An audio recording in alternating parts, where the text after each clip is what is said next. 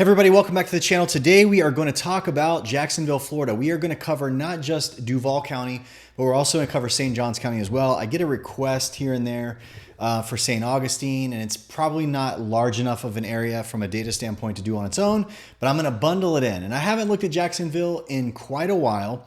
This is also a live stream, folks, so you're going to see my mistakes. You're going to see me working through the data in live time. So you'll kind of see my process for looking through and reviewing all of these markets. But today we're going to look at how Jacksonville market is actually doing. This particular market has blown up. I mean, over the past few years, obviously, the headline, throughout all housing in the United States has been that it's been a massively growing segment of investment. So everybody's been seeing property appreciation skyrocketing at record numbers. But Jacksonville, like many of the other areas of the country, has grown and blown up really because it's been affordable. So areas like that are kind of concerning because this particular area, I would say off the top of my head, Jacksonville is probably the most affordable major metro area out of all of the Florida communities for the, competing with Tampa, Orlando, Miami specifically. And for that reason, a lot of people made their stop through the pandemic reshuffling of all the states into Jacksonville. And as a result, it's caused prices there to rise. So is that still the case? We're going to look at these particular areas today, but let's drive into the data. So the first chart I want to show you is just an overview chart. So these are going to be four factors.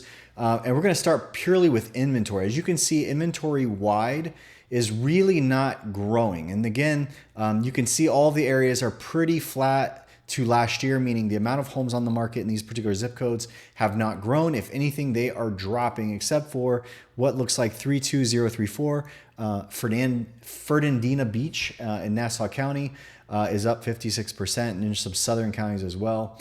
That are experiencing some transition. So you can see at the end of the peak cycle of interest rates, early 2022, Jacksonville bottomed out at 1,700 units.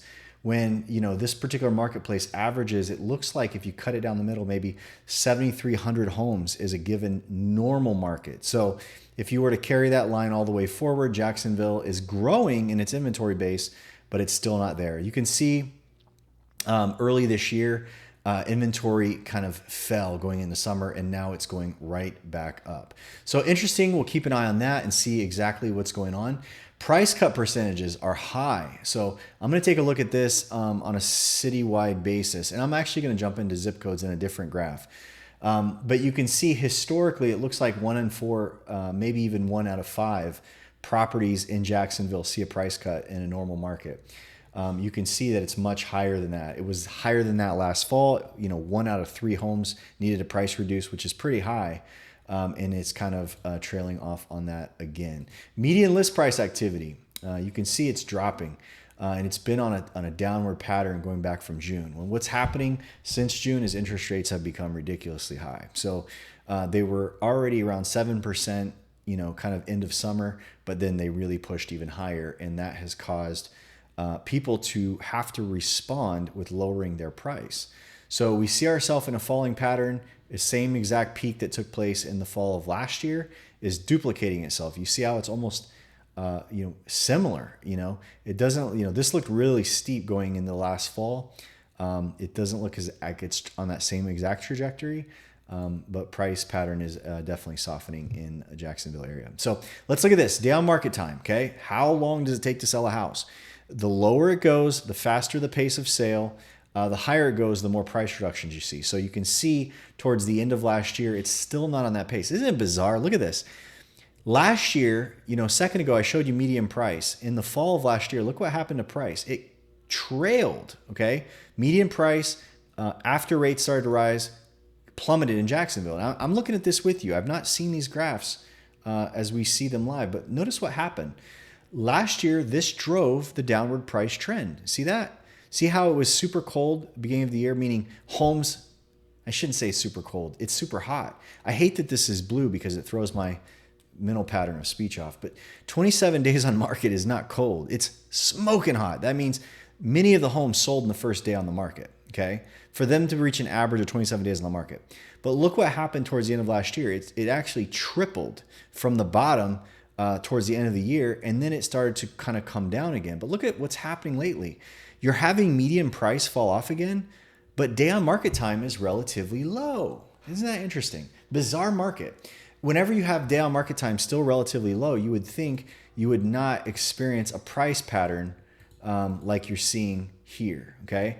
You're seeing that price is trailing off, price cuts are going up, and that's affecting the economy. All right, let's look at rent versus buy, okay? So you can see the going past in this Jacksonville market is that rents are oftentimes more expensive than buying. And this is a sign of a healthy, very common indicator. I think Miami's in some of these more expensive markets, it historically stays reversed. But most markets, you want to see people going in and buying a home because it's cheaper than renting. You can see we had an inversion happen last year where it's a lot more expensive to buy a home where it remains right now. Now, by the way, folks, right now you can see that according to this chart, there is nearly a 30% discount to rent over purchase, because right now buying a home is around $2,200 a month average. Now this is the end of July. So you gotta understand this number right now, because interest rates are much higher than they were in July, is even higher. So the gap is wider now. So I would expect that your actual true difference between rent and purchase in Jacksonville is more like 35%. It's not what you see on that chart because it's not updated yet. All right, so look at total permit activity has kind of been trailing down this year. A lot of the marketplaces you're seeing this because builders are being careful. Look at this. So the green line is your single family permits. This is single house construction, your townhomes, your houses. And you can see that it absolutely plummeted into last year and then into early this year. So for about 14 or 15 months, it looks like this was on a softening trajectory, and then it picked up a little gusto recently, okay? So interesting to see if you're gonna see more supply from new construction channels competing with this market. That is interesting because a lot of markets, this is the case. You having, some markets, I heard Las Vegas has 45% of all sales there are coming from new homes. So the permits are being pulled now in Jacksonville, which means you folks that are trying to sell your home in the next quarter to 2 quarters. So, between now and summer of 2024, you may have some increasing pressure from builders, and they have options which you do not have. They can take, and a lot of them have bought interest rate money into the future, which means you're going to advertise your house against a seller that can essentially give a buyer a 5.5% interest rate, right? Whereas a buyer buying your resale home is getting 8% or possibly even more, okay? So it's competition. It's going to affect possibly even having prices fall. Now, as I'm doing this live, my chart rotated in real time, and I have to go back to Jacksonville because I want to show you one more thing, okay?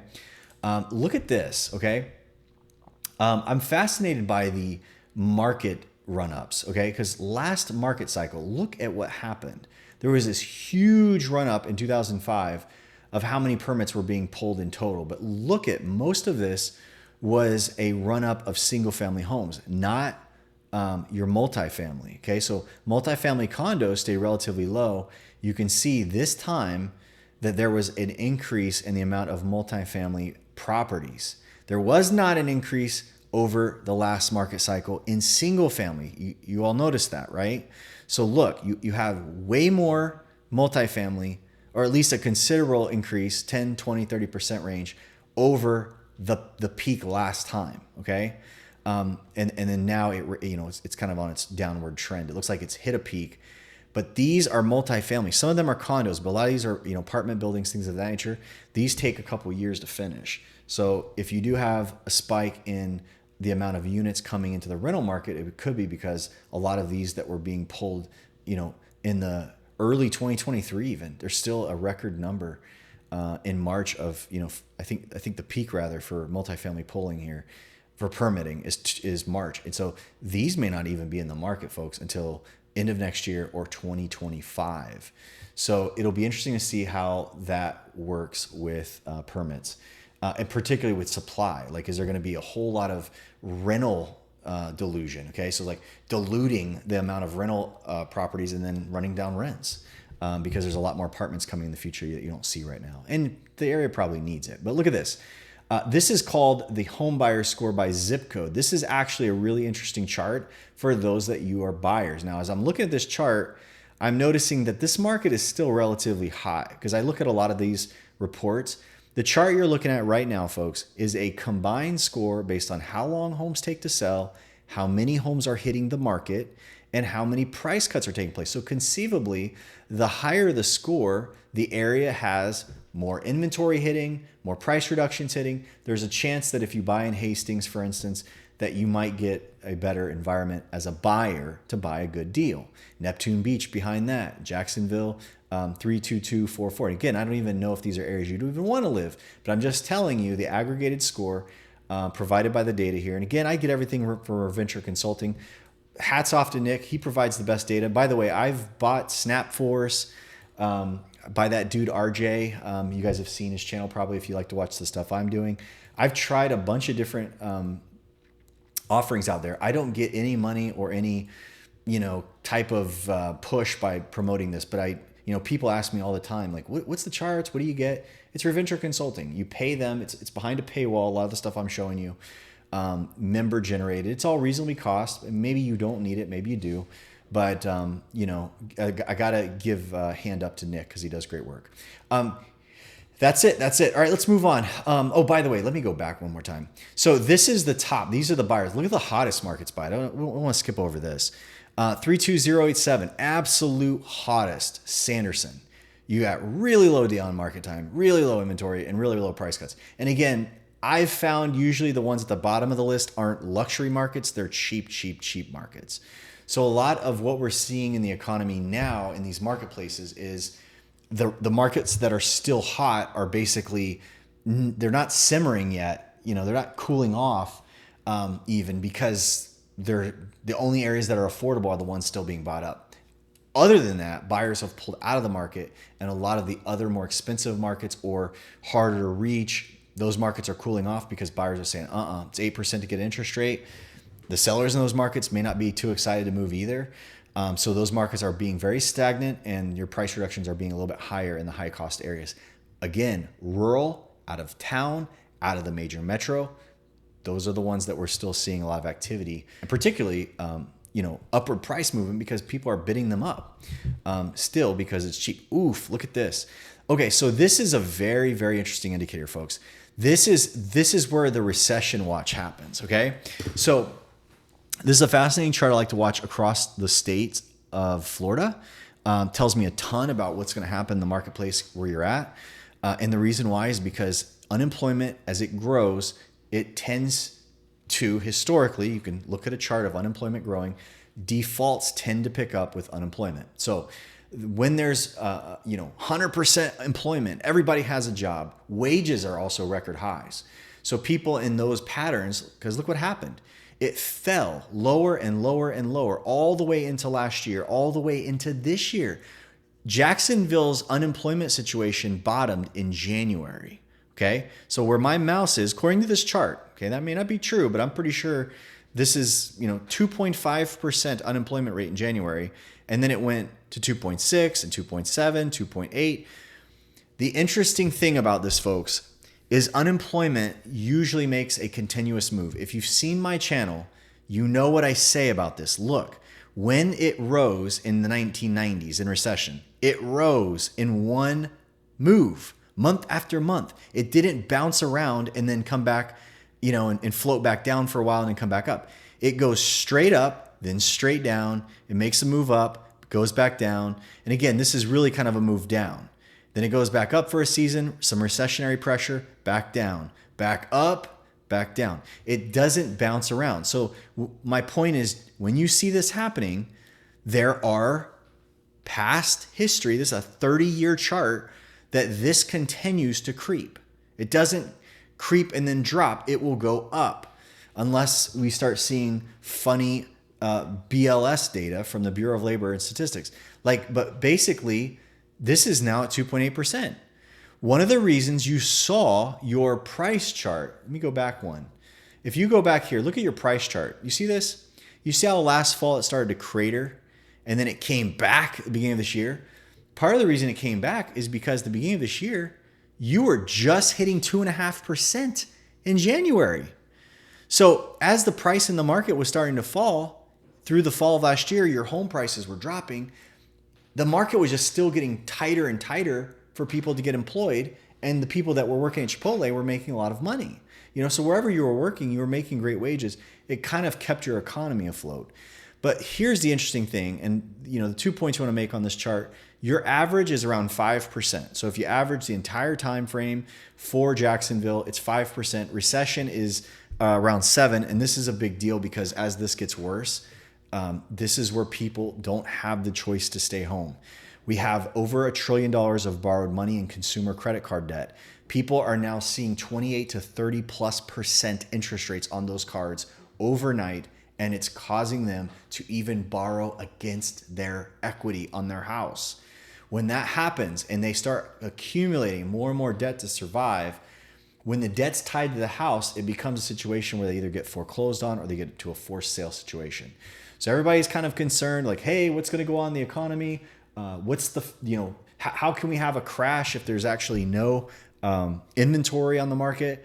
And I don't know if you missed it in the last couple of weeks. JP Morgan, I believe, was the investment bank that came out and they said, hey, here's our studies that literally inventory can go up a small amount and price can adjust in a great way. So they said something like, if inventory goes up a mere 5%, you can lose 5-10% in price in the absence of any demand for those homes. Like, nobody's buying them.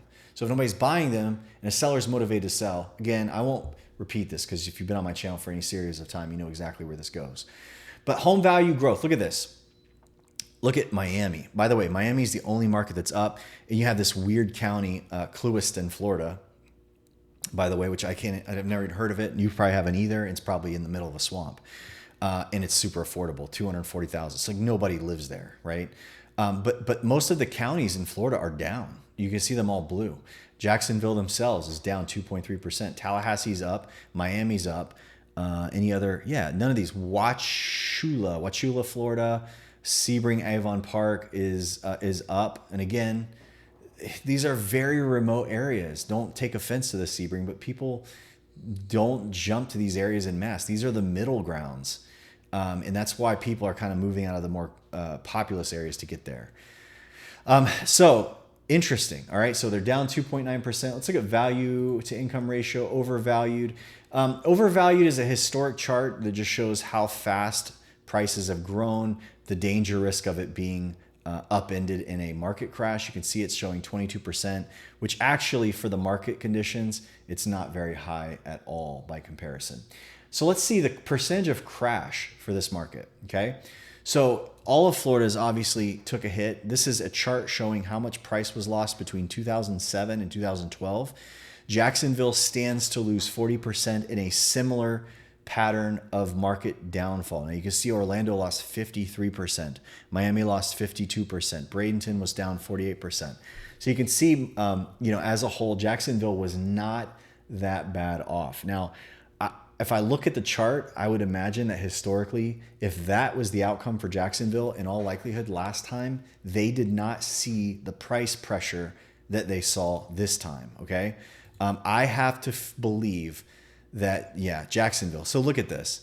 So Jacksonville was 150,000, somewhere in there. It rose to about 224 and then came back down. Literally, it gained and lost its gains overnight. This is obviously a much different trajectory of path, from the second time it was run up. It's more vertical. But again, I'm not trying to make a deal out of this. Jacksonville did have a run up last time. It showed 40% drop off. But again, if we were to pull other areas, my belief is that you probably saw less appreciation in this area. Okay. Not to confuse you. There's other areas like Austin, Texas, for instance. I did a review of that market. They only lost 5% in the last market crash. Fast forward till now, they've already lost more than 10. They've already lost more than, in this current down cycle than they lost the entire time it ran up last time. Point I'm making is if they didn't lose as much as they did, in the last market crash, if they didn't lose that much this time, it's all because they just didn't see crazy growth. Again, forgive me, I'm doing this live, so I tend to meander. But look at this. All right, so Jacksonville's price cut percentage according to the rest of the market. Again, The percentage of listings that you have to reduce in order to get sold in this market is 31%. So again, Jacksonville is reducing 1 out of 3 homes in order to see it sell. You can see Gainesville's barely lost any. Tallahassee, again, seeing crazy price growth. They're like, nobody's reducing in order to sell. You can see Tampa's got 35%. Palm Bay's really high. So by comparison, most of the major markets are up around 30%, except in the South. Like Naples, Miami, Fort Lauderdale, none of them are seeing the same level of price reduction. But most, like Ocala, St. Pete, Orlando, all of them, Pensacola out here, 35%. So these are relatively bigger numbers. Day on market times, 51 days for Jacksonville. You can see most of the markets are around 50 days. You got Ocala at 51, Orlando at 50. Inventory as a percentage of houses. This is an interesting graph. I like to look at this because this tells me how many homes in a given area are actually up for sale. So like you look at Fort Walton Beach, for instance, almost 3% of all the homes in that area are on the market for sale. Okay, that's a big, big number.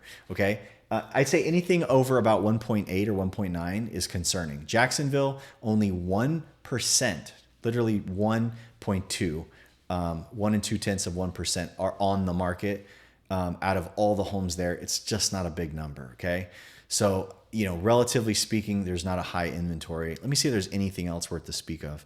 Punta Gorda, 2.5%. That's a big number for Punta Gorda. Cape Coral, 2.2% is a big number. Naples, Marco Island is getting there. Okay. And I did a Naples review. So if you're concerned about what is going on in that market, go back a week or two. You'll find it on this channel. All right.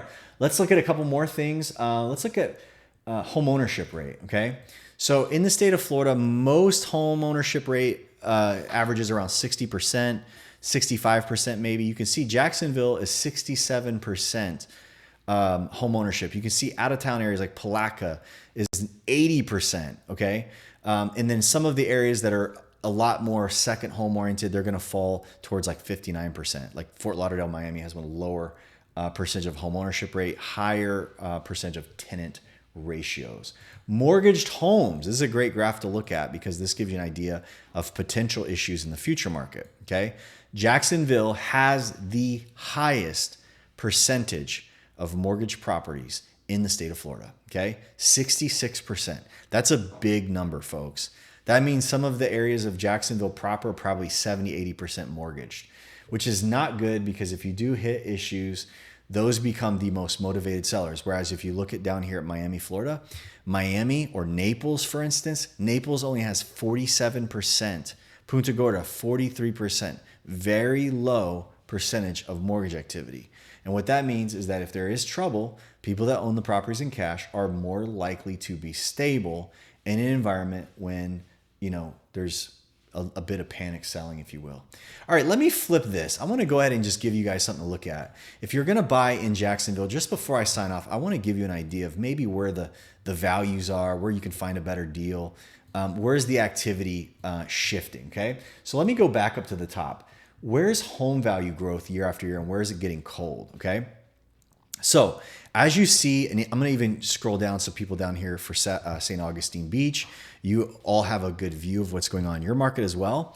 But you can see anything, because of the state of Florida, year over year home appreciation, okay? So for instance, 32206. You guys are all probably looking at this saying, Jared, I would never live there. Okay, the average price is 130 grand. Safe to say, because of the average home price in Florida being 350, that's probably a dangerous place to live, or sketchy at best, or it's just not nice. Okay, you get what you pay for, right? And people in Jacksonville can buy cars for 130 grand.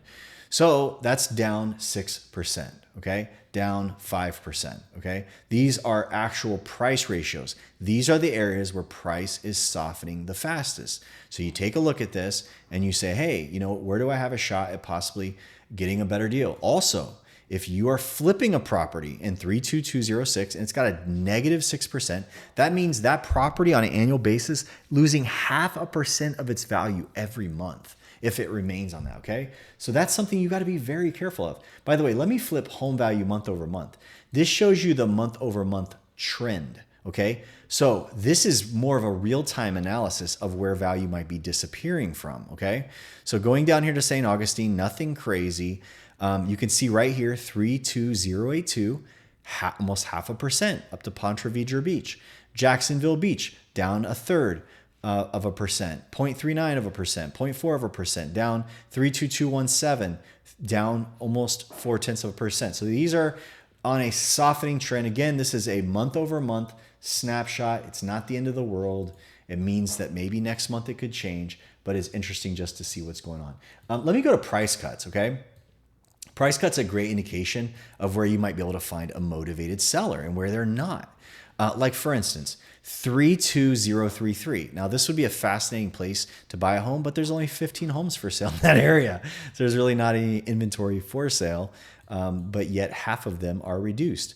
If we go up towards the north, you can see the areas that are over indexing on price reduction. Okay, so if the average for the entire area is 31%, and you got this one up here, 42% price reduction. This one here, 38% price reduction, 32259 in a bunch of these areas. It looks like the south west, Jacksonville, a lot of opportunity and more or less being careful that you don't pay too much. These are probably rural areas. They're also seeing dramatically high price cuts. Okay.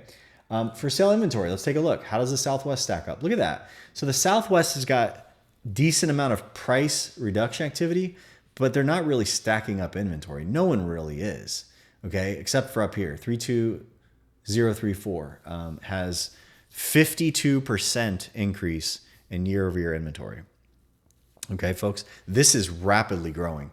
So October of last year, you had 233 homes for sale. This year, you have 355 homes for sale. And I'll bet you if you look back at this market in 2021, it was probably like 100 homes for sale. So that's on an uphill peak. You know, you're seeing these parts of the area change. Northwest, seeing some inventory starting to pick up. Down in the south, further east coast. Look at this. Year over year, 32080. St. Augustine Beach, folks, go get yourself a deal because there were 189 homes on the market this time last year, and now there are more than 300. They are going to feel that, okay, folks? Even though they may not be reducing fast, that is one you want to make some plays on. 32084. What else we got here? Again, 32217, 32254. These are ones where you're seeing inventory come up. Price cuts where I looked at, days on market. Let's see where days on market are moving, okay? The outside west is starting to increase. South is increasing. Again, these are days on market growth that you're seeing, okay? And again, you saw this a second ago, year over year. Let's see if there's any demographic poverty rates. Let's look at poverty. Again, poverty is important because as I just outlined, there's a area where you're going to see situations where people aren't going to be able to hang on, okay? Poverty gives you an indication, especially when you start to see areas over 13%, where there's going to be a high situation where people are going to need help. There's going to be more flipping. There's going to be more people that have to sell as is. They're not going to be putting those homes on the market for sale. So you've got these areas across the center of Jacksonville, north, east, and west across the middle there. That are very high poverty, 27%, 32%. That same zip code with $100,000 average that we saw price point a few minutes ago is a 30% poverty. So it's bad right there, okay? Again, the south, St. Augustine Beach, super low. 32084 has got a mix, just about 16%. So those are important because in times of recession, okay, which again, folks, you just saw the recession graph. It's starting to entrench itself in the Jacksonville area. Those situations bring realities where people can't hang on. They can't pay the interest. And this is ultimately what we have an epidemic on. You know, people aren't mentioning it in the news, but the reality is interest is becoming a tsunami, okay? Not just for the individual, but for the federal government, right? We have all these shutdowns looming and all this kind of stuff. But the government is spending epic amounts of money more than ever, and they're doing it with high interest costs. They're borrowing it at the highest interest we've seen in a long time. But right now you have, you know, people's savings are going down. They're borrowing and borrowing and borrowing. And basically, you know, everybody's fixated on the fact that there's not harm coming into the real estate market because everybody's got 3% interest rates on their 30-year fixed from 2 years ago. And I got to tell you folks, that's just one piece of a puzzle that when you start adding, second mortgages, you start adding home equity lines of credit, you start adding student loans they can't afford, you start adding all of their major credit cards that they cannot afford because they're skyrocketing in interest and they're living on them. You are going to have some issues coming. And now we have job losses.